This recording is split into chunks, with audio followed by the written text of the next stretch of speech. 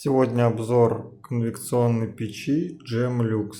Вот супруги купил на 8 марта. Вот сейчас ее только запустили, будем смотреть.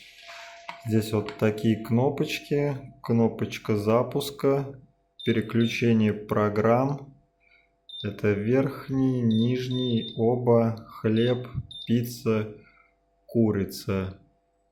Время и регулировка температуры, верхний и нижний. Сейчас попозже будем запускать. Ну, в принципе, внешний вид классный. Посмотрим, как она готовит. Так, ну вот запекаем курочку в Gemlux. 200 градусов на 60 минут стоял. Включили конвекцию. Вот сейчас пробуем. Ну вот наша курочка готова.